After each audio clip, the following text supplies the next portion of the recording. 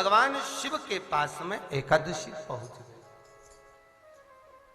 और भगवान शंकर के पास निवेदन करने के लिए जैसी पहुंची, गौरा रानी माता पार्वती स्वतः सम्मान में एकादशी के खड़ी।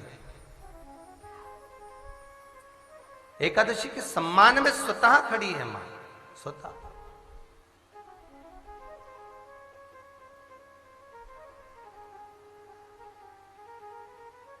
कितना सम्मान होता है ना एकादशी मैया का, बोलो होता कि नहीं होता। कहते हैं 10वीं तिथि के दिन शाम से एकादशी का क्रम चालू हो जाता। जो व्रत करने वाले हैं वो जानते हैं, रात को सोए, तुलसी दल पाकर, विनती कर कर, निवेदन कर कर एकादशी का व्रत करा। फिर द्वादशी के दिन जब छोड़ते हैं तो वो पहला गासा चावल और का खाकर फिर एकादशी का त्याग होता है। कितना कितना नियम है हमारा एकादशी का। क्रम देखिए कितना सुंदर एकादशी, कितना सम्मान। एक दिन पहले से आदर। माता एकादशी जहां जहां गई, भगवान विष्णु के पास गई तो लक्ष्मी जी ने आदर करा, ब्रह्मा जी के पास गई तो ब्रह्माणी ने आदर करा, शिव जी के पास पहुंची तो पार्वती जी ने आदर करा। आदर का भाव कितना।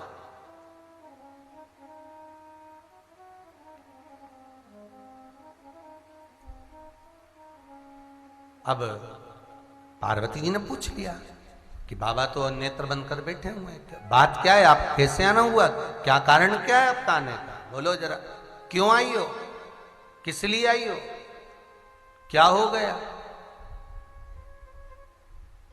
तो कहा शिव महापुराण की कथा कर रही है कि हमारे आने का कारण हम बाबा को ही बताना चाहते। तो माता पूछ रही है तुम हमें तो बोलो पहले बात किया है, क्यों आई हो, कारण तो बताओ।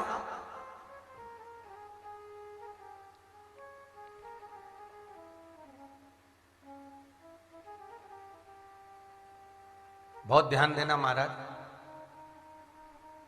निर्जला एकादशी की जो तुलसी का दल होता है, जिस दिन निर्जला के दिन हम ठाकुर जी के चरणों में जो तुलसी चढ़ाते हैं, वैसे तो प्रत्येक एकादशी का व्रत करें ना करें, आप एकादशी का व्रत करें ना करें आपकी मर्जी है। हम तो कहते हैं कथा में कि वल्लभ कुल की एकादशी करो, भले बकरी जैसे चरो, पर एकादशी करो, क्योंकि स्कंद पुराण में एकादशी की महत्वता पूर्ण वर्णन करी गई है। तो एकादशी का व्रत आप करें ना करें ये आपके ऊपर है। हम तो करें कि करो, भले बकरी जैसे चरो, भूखे नहीं रहता मैंने मत रो, खाओ, दिन भर खाओ। और माताओं से भी निवेदन है, बना के रख दो इतना सारा, खाते रहे दिन भर, जहां से निकले वहीं चरो, एकादशी करो, क्या दिक्कत है।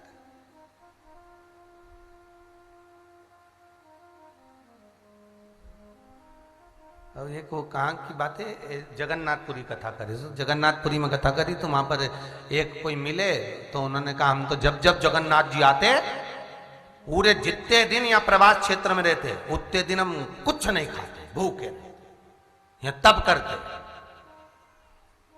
तो हमारे साथ में वो विजय महाराज थे, हमने कहा महाराज ऐसे ऐसे कुल क्यों लेकर आते कि हमको तब करा दे।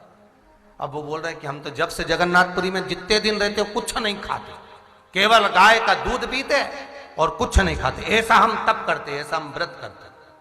मैंने कहा राम हम तो खाए बिना नहीं रह सकते। अब बड़ी आफत हो गई। अब ये तो कह रहे हैं कि हम तप करते, हम कुछ नहीं खाते।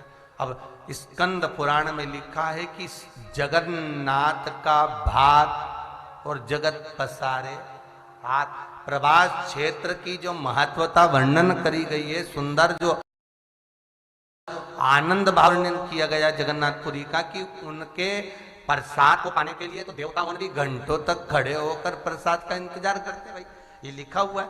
और पार्वती जी एक बार थाल लेकर गई और उस प्रसाद का भाव व्यक्त किया गया। तो आज भी जगन्नाथपुरी का नियम है कि जगन्नाथ जी का प्रसाद का थाल उठकर सबसे पहले शंकर जी के मंदिर में जाता है, इसके बाद जगत में बंटता है। देखो नियम तो देखो कितने बने हुए। और ये कह कि हम तो यहाँ आके कुछ नहीं खाए दादा, हमने कहा हमारे प्राण मत खा। तुम तो जो दूध पियो तो पियो, जाओ। अब सारे पुराण सारे शास्त्र करें कि जगन्नाथ जी जाओ तो वहां का प्रसाद, अरे बोलो तो जम के।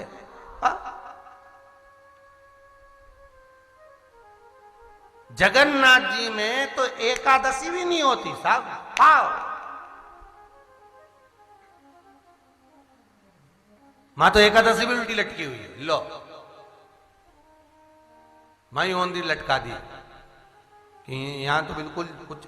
और वहां तो 12 छठी चाहे एकादशी हो चाहे द्वादशी हो, वहां तो खिचड़ी चावल, चावल के सिवा बने क्या? बस खिचड़ी मालपुआ चावल रबड़ी जो बने बस वहां तो पाओ।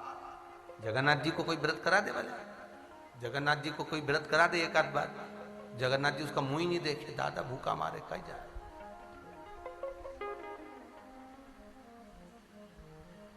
कई लोग कहते हैं हमारे घर में भगवान हमसे प्रसन्न नहीं देते क्या गुरुजी? तो हमने कहा भगवान से पूछो, एक आध